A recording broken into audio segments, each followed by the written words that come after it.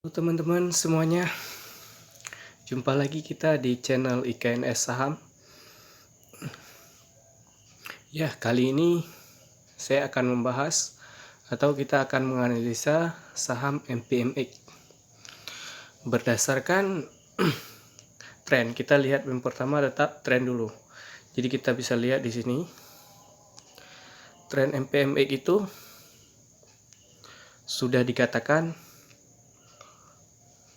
sudah bisa dikatakan downtrendnya sudah habis dan itu mulai dipatahkan oleh chart. Itu sudah nampak. Satu lagi, untuk menentukan bahwa dia sudah dikatakan bullish, itu dia sudah menembus EMA 200 di chart daily. Nah, kita untuk melihat tren tadi di chart weekly. Itu cara melihat tren. Yang kedua, kita akan menggaris-garis dulu. Dan kita garis-garis dari tren support. Ini tren support namanya yang di bawah garis merah. Sedangkan ini adalah tren resistan. Tren resistan ini saya ganti dengan warna hijau. Jadi tren resistan ini berfungsi untuk mengetahui kalau dia sudah mulai reversal. Itu berdasarkan jangka pendek, jangka daily. Nah, secara jangka panjang dia sudah bullish. Itu ditandai dengan EMA 200 atau dengan tren resistan yang kita gambar di chart weekly. Itu sudah jelas. Lalu bagaimana kita tahu bahwa itu dia sudah benar-benar bullish? Itu ditandakan dengan EMA-nya sudah berkumpul. Dimulai EMA yang paling kecil itu urutan yang teratas, selanjutnya yang paling besar itu di urutan ke bawah. Itu biasanya ditandai dengan begitu. Yang kedua ditandai oleh ini volume yang sudah mulai membesar.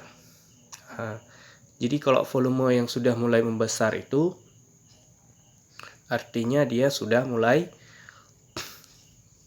nampak dia mau naik reversal. Itu ditandai dengan hari Jumat kemarin di chart daily. Dia sudah jelas reversal. Jadi kalau teman-teman atau kita mau beli, mau masuk, itu batas toleransinya di garis merah. Ini garisnya selama dia tidak menembus garis merah, ia akan masih bisa naik. Nah, terus targetnya kemana? Target kita di resistan yang berikutnya. Jika dia menembus resistan di 700, dia akan menuju ke 800. Yang ini 840 atau 800.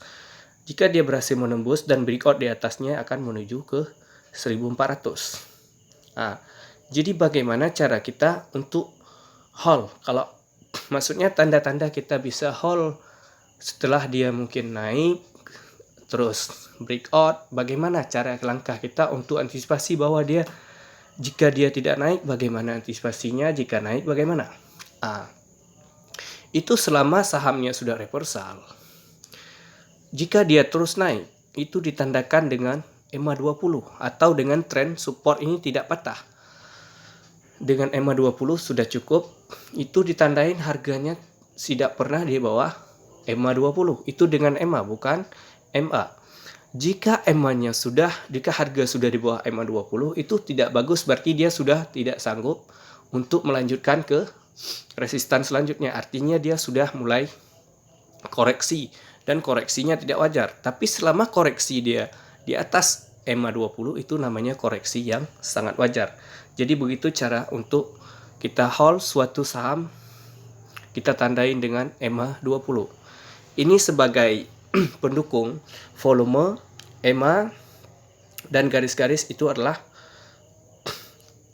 pendukung untuk kita menganalisa. Itu adalah hal utama, sedangkan ada pendukung lain yang akan saya kasih tahu itu melalui beberapa indikator lainnya akan saya bahas langsung di sini. Itu yang kita tambahkan. Kita harus buat template yang baru dulu karena ini template-nya terbatas. Jadi ini kan template yang terbaru. Template yang terbaru kita tambahkan indikator yang pertama itu MACD. Itu serta tambahkan MACD. Yang kedua itu RSI.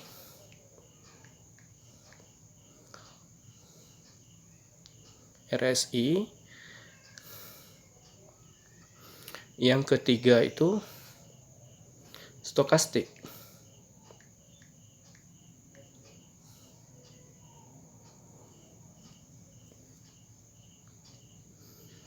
Oke, sudah kita tambahkan. Jadi untuk chartnya udah kurang jelas, tapi di sini kita bisa melihat dengan jelas. Artinya MACD dia sudah mulai golden cross, dia akan memotong ke arah atas. Sedangkan RSI dia sudah mulai naik di angka 65, artinya dia sudah bermain di atas angka 50. Sudah bagus.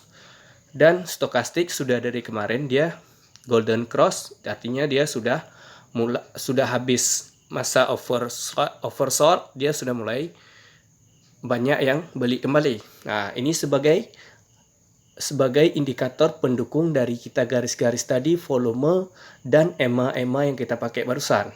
Ini hanya pendukung. Yang tadi saja sebenarnya sudah cukup. Tapi ini untuk menyempurnakan analisa. Jika salah satu antara ini MACD, RSI atau stokastik itu belum bagus, itu tidak apa-apa, cukup dua. Kalau misalkan RSI atau stokastik mendukung, itu sudah bagus, atau MA dengan RSI sudah bagus, tidak perlu tiga-tiganya. Karena kita sudah ada pendukung utama dari EMA, garis-garis, dan volume.